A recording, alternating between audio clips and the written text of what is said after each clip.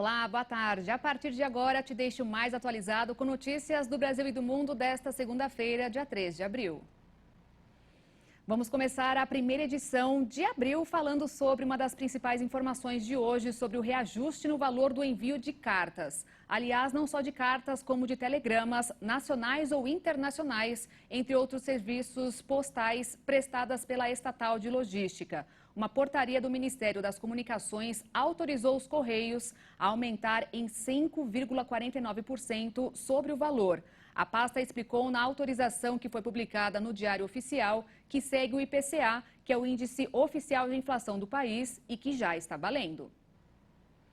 Falando em aumento de preços, alugar imóveis também teve. Com a alta dos juros que tornou quase proibitivos o financiamento de casas ou apartamentos novos, os proprietários passaram a pedir mais na hora de fechar negócio com os inquilinos. O índice Vipesap, na Universidade de São Paulo, pesquisado em 25 cidades brasileiras, nos 12 meses anteriores a fevereiro, teve aumento, em média, dos aluguéis de 17%. Foi o maior índice em mais de 11 anos e 12 vezes maior do que o índice utilizado para calcular o reajuste dos aluguéis. Ainda falando sobre preços, o do petróleo operou em alta nesta segunda-feira, depois que vários países importantes do mercado, como Arábia Saudita, Iraque e Rússia, anunciaram um corte da produção como medida de precaução após a recente queda das cotações, mas a Petrobras registrou valorização em suas ações.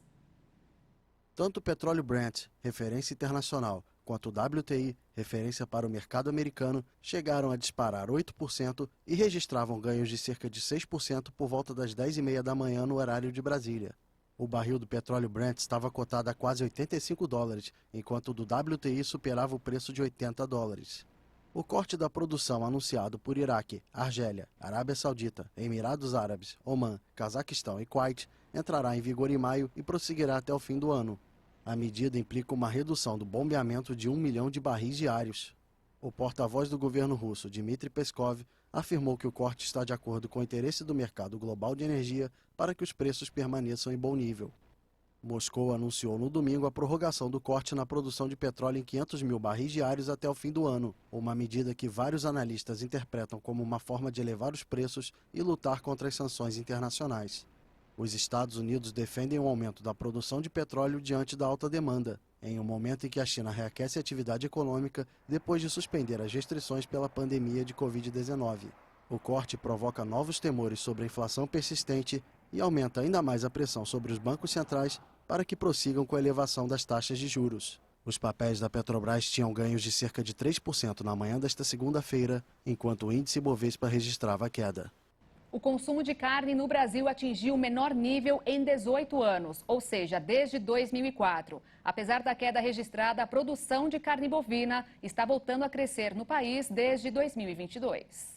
No ano passado, foram produzidos 7.900.000 toneladas, sendo 5.200.000 consumidas no mercado interno e o restante foram exportadas, que, por sinal, apresentou aumento de 23,8%. Também em 2022, o consumo de carne bovina atingiu 24,2 kg por habitante, o menor nível em 18 anos no Brasil, de acordo com dados divulgados pela consultoria Agro do Banco Itaú BBA. O principal motivo apontado foi o preço ao consumidor, que começou a se elevar em 2020, fazendo com que muitos brasileiros tirassem a proteína do prato. Sem contar que o aumento da pobreza e a queda na renda durante a pandemia também impactaram a redução do consumo. Segundo o relatório, esse foi o 4º ano consecutivo de recuo no consumo per capita no país.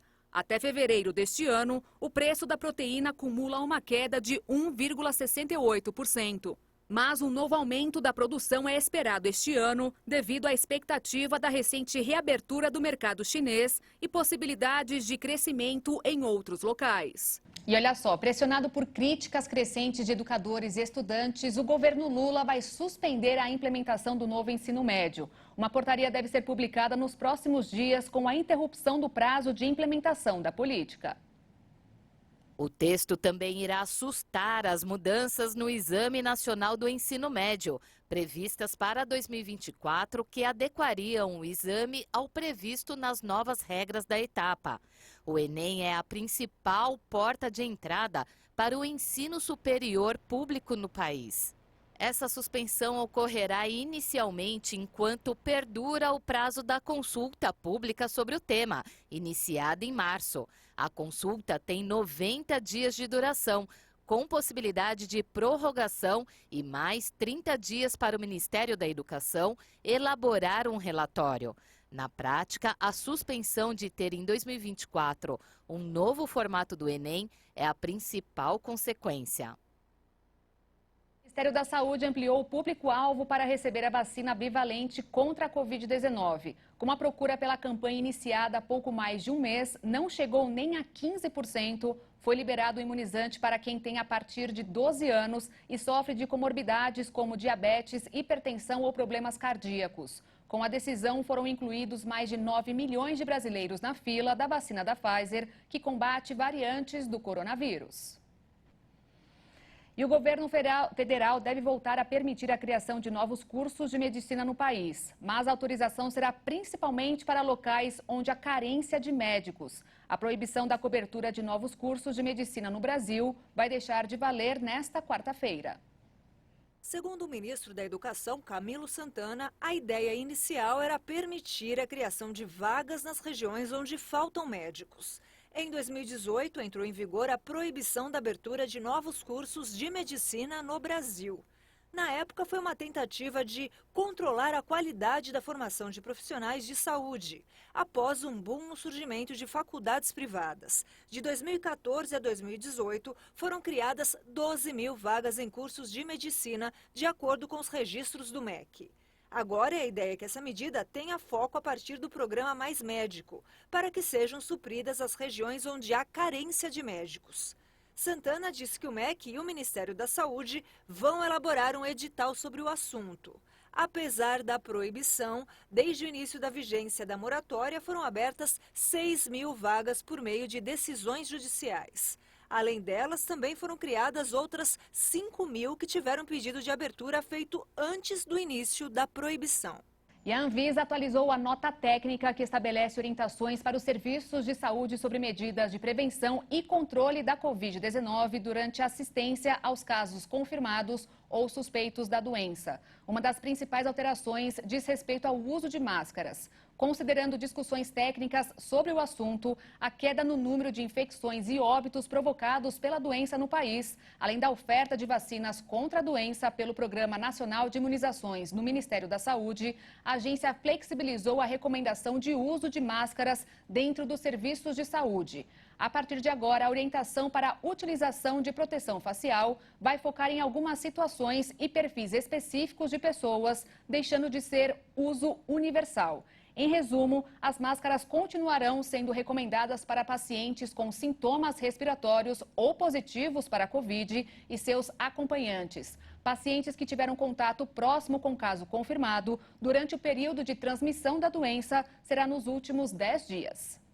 E em uma corrida contra o tempo para salvar séculos de dados climáticos e ambientais antes que sejam eliminados pelo aquecimento global, uma equipe de pesquisadores começará a perfurar o gelo que cobre o arquipélago norueguês.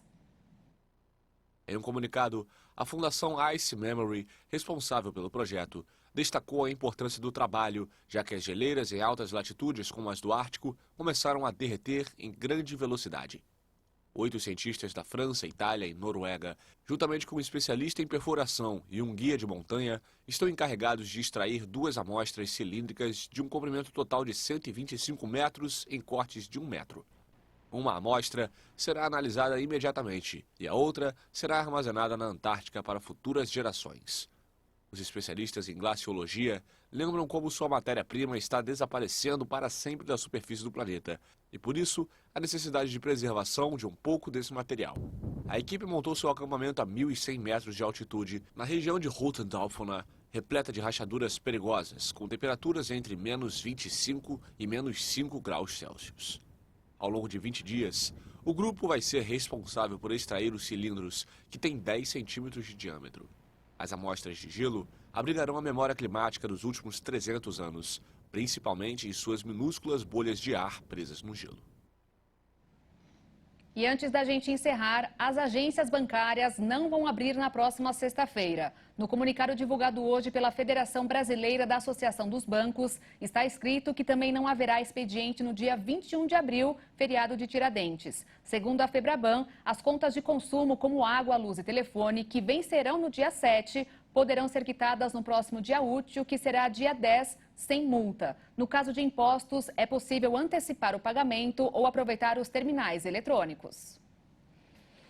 E eu fico por aqui, já às 6h30, a Juliana Dariva traz mais notícias para você. Às 10 da noite, eu e Alexandre Giaquetto te esperamos no Jornal das 22. Obrigada pela companhia e uma excelente segunda-feira, semana e início de mês para você.